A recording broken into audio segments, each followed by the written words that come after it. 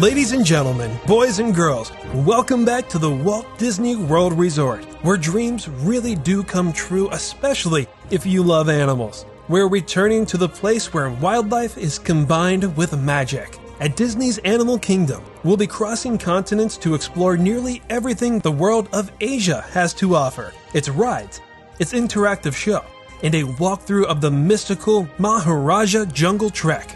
Before we throw on our Mickey ears, I have to give a giant shout out to the one and only Johnny for once again providing so much footage and info this video would not be the same without his help. To thank him, I want you all to subscribe to his channel and follow his Instagram account. Then for all my Disney fans out there, I want you to comment below what Disney attraction, doesn't matter which park, are you rope dropping first. The portals to Asia are located to the right of the Tree of Life and near the exit of Africa's village of Harambe. Either way, you'll know you've really made it when you see the peaks of the Himalayas. Somewhere near the middle of the Asian pavilion is a shrine that not only pays tribute to the Yeti, but if you look at it square from its front, the shape of the shrine matches the shape of the mountain right behind it. And those peaks aren't just for show. It's home to Expedition Everest, Legend of the Forbidden Mountain. It starts you off in a travel agency, then surrounds you with holy figures, camping equipment, and a museum dedicated to the Yeti, before you make the climb of the 199-foot-tall Everest, where all of a sudden you'll find yourself at a dead end. Then get launched backwards and forwards and reach speeds of 50 miles per hour before being confronted by the Yeti itself. Asia's other ride attraction is one of the most refreshing solutions to a hot day. Kali River Rapids is an expedition that dips, spins, and drops you in the Chakranati River, where you're either guaranteed to get wet or soaked. To keep in line with Animal Kingdom's message of conservation, near the end of this thrill ride is a segment that presents illegal logging and habitat destruction. One of Asia's 2 animal features is Feathered Friends in Flight. A few times a day, animal behaviorists will bring out around 20 species, not just from Asia, but from many other corners of the world. Something as small as Amazon parrots to a 5-foot-tall marabou stork.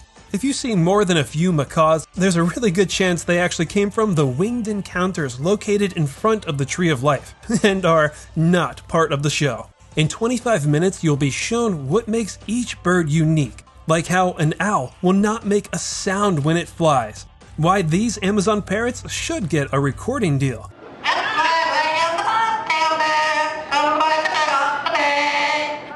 and see just how intelligent ravens are. As we learned in the video in the corner, every show gets the crowd involved. The behaviorists will ask volunteers to form a circle with their arms, so a hornbill can fly in between them, or rocket launch a grape into the air so that same hornbill can show off their precise hunting skills. But everyone's favorite bit is where one lucky visitor, in this case Johnny, is asked to hold out a dollar bill and allow a pied crow to take it and donate it to the cast members for all their hard work, before asking the crow to bring it back. And as one cast member said, Disney's Animal Kingdom is the only theme park in the world that will willingly give your money back to you. Not only is this designed to make you learn, but it'll also get a few laughs out of you. I understand why some people would skip animal presentations, especially at a busy place like Disney, but I promise that Feathered Friends in Flight is a must-see as much as any other animal attraction at Animal Kingdom.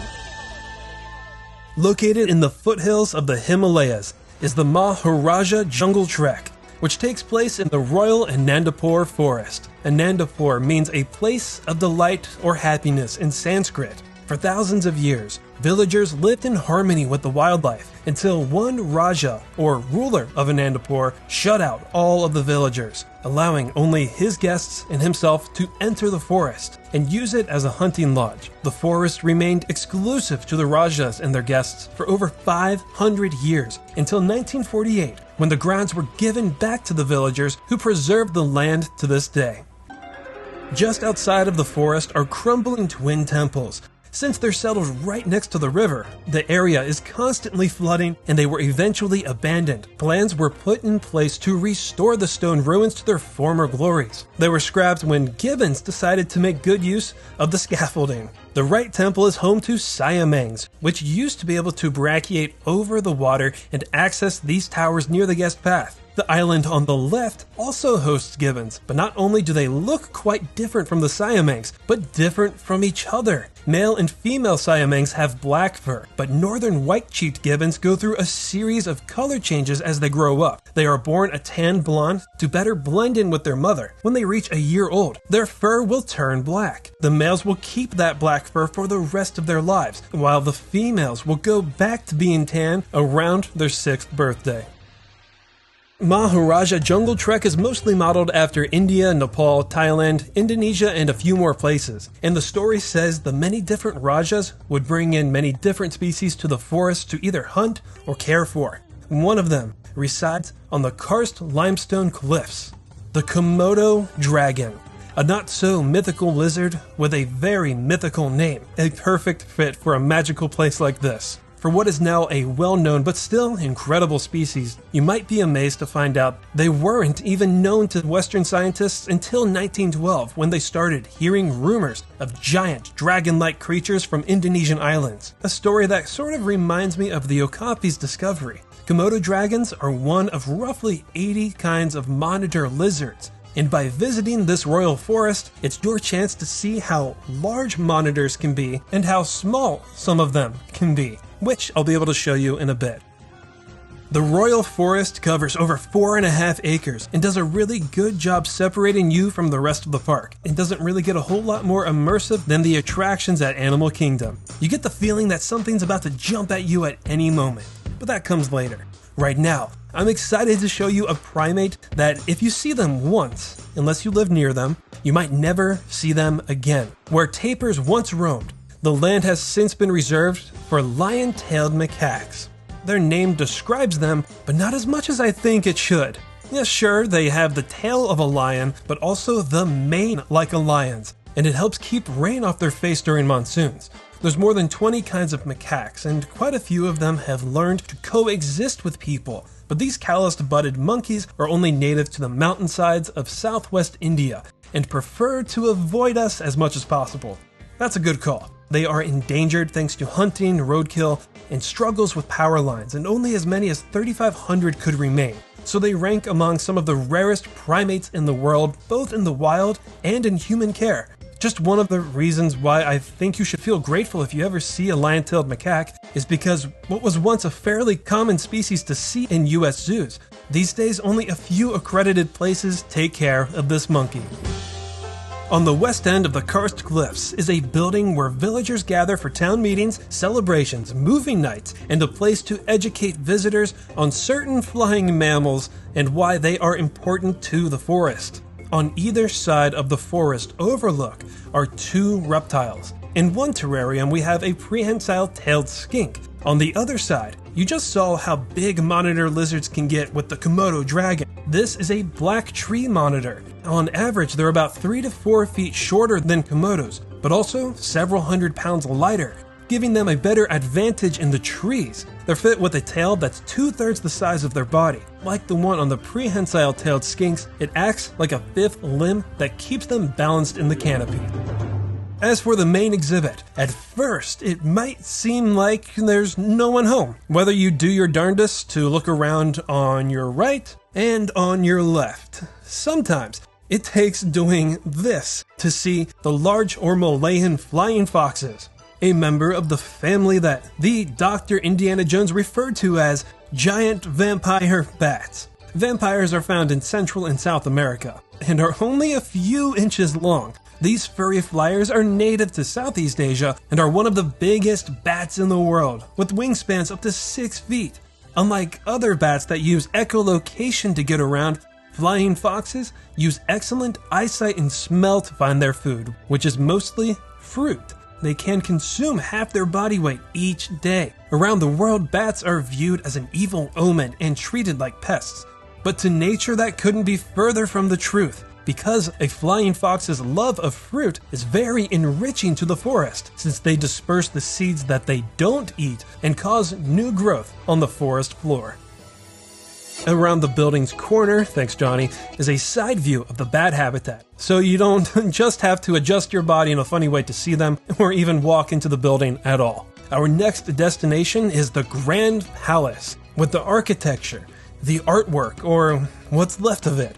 The Imagineers did a really good job making this feel like you're walking through a real piece of history. It's a beautiful place, but as the story goes, it's also where the Rajas would hunt tigers and other wildlife. Rajas would use this as a platform, while a watchman from a nearby tower would warn them of any approaching game. The main hallway has 4 paintings of past kings of Anandapur. Bhima Disimpati is the one that claimed the forest as his own. He's depicted with a bow and a pair of Asiatic cheetahs to show that he was a skilled hunter, until he was killed by a tiger. Bhima's younger brother, Riramsa, allowed others to hunt, but never took part in the sport. Rather, he's known for building a pleasure garden, which is why he's depicted holding a flower. Babur built the Red Temple and Tomb of Anandapur's founder. The last one is Zafarsa, who banned hunting from the royal forest, turned it into a sanctuary, and retired from the throne to live amongst the animals.